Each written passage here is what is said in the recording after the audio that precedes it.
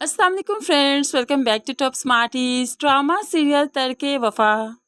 मरियम ने जब अयाज और अनम को लड़ते हुए देखा तो कमरे में आकर काफ़ी परेशान है। सिप्ती ने जब परेशानी की वजह मालूम करनी चाहिए तो मरियम डर जाती है।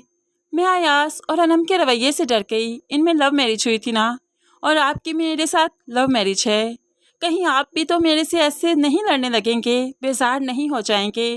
मैं चाहती हूँ कि आप हमेशा मुझे पसंद करें जिस तरह से अभी करते हैं।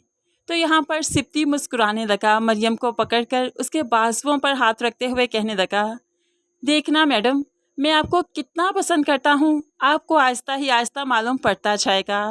और फिर मरियम मुस्कुराते हुए कहने लगी, आपका सारा वक्त मुझे चाहिए।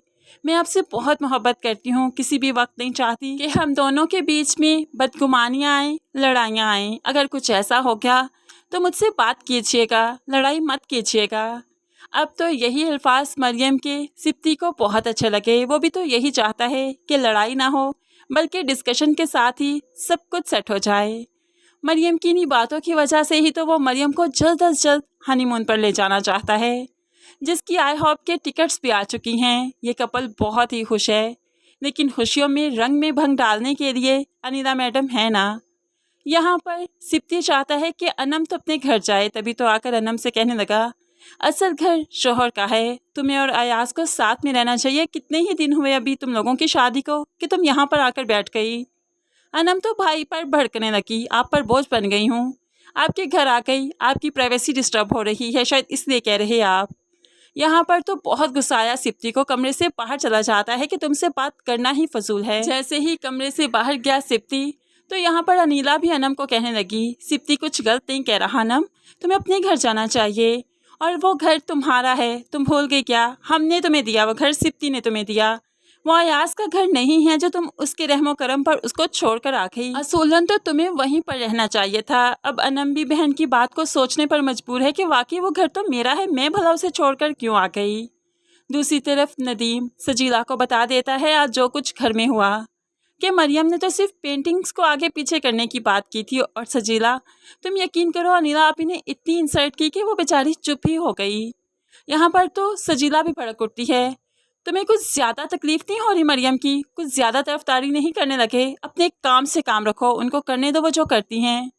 तो यहाँ पर नदीम कहने लगा, हद है यार, तुम लोगों से तो बात करना फजूल है। एक भाई है जो तुम लोगों की खुशियों की खातिर क्या कुछ नहीं कर रहा, और उसकी खुशी क्या है? सिर्फ मरियम, और तुम लोग उसको खुश नहीं रख सकती। अफसोस है तुम लोगों पर। अब तो सजीला भी सोचने पर मजबूर हो गई, इसलिए तो आप ही से बात करने आती है। आप ही से बात की तो आप ही तो आग बगोला हो गई। ये शिकायत तुमसे नदीम ने की ना, उसे क्या मसला है? हमारे घर में क्यों बोलता है वो? अल्लाह अल्लाह करके तुम दोनों बहनों की शादियां की थी, यहाँ से रुखसत किया था, और दोनों बहनें ही आकर हमारे सरों पर फिर से बैठ गई।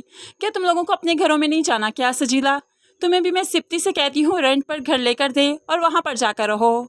अब तो सजीला को भी बहुत गुस्सा आ गया कि यहाँ से गुस्से से चली गई, और अनम भी बैग बेड पर रखकर खड़ी है, यहाँ पर सोच रही है कि उसे यहाँ से जाना चाहिए।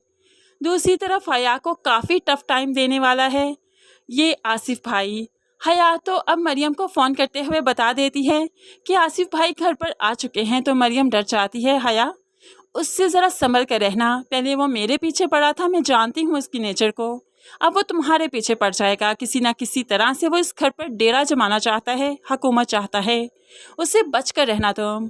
अब यहाँ पर इन बहनों की बातें आसिफ भी सुन ही रहा था। तो हया कहने लगी, बहुत मशकूक नज़रों से देखते हैं वो, मुझे भी अच्छे नहीं लगते अपो वो। तो यहाँ पर आसिफ जो कि इनकी बातें सुन रहा था, खिड़की से बाहर खड़े होकर खुद कलामी करते हुए कहने लगा, हया मैडम वैसे मशकूक तो तुम भी बहुत हो, और यह गेम खेलने में अब ज़्यादा मज़ा आएगा, क्योंकि हया को समीर के साथ आसिफ देख चुका है, इसलिए अब उसे ब्लैकमेल करने का सोच रखा है। फ़ोन करते करते हया की नज़र जब विंडो पर पड़ी तो आसिफ भाई खड़े थे। वो तो डर जाती है एकदम से, आसिफ भाई आप यहाँ? क्या आपको और कोई काम नहीं बातें सुनने के अलावा? आपकी ये आदत अभी तक गई नहीं क्या? आप आते और फितरतें इतनी आसानी से नहीं बदला करती। ये आसिफ कोई ना कोई चांद तो ज़रूर चढ़ाएगा इस घर में।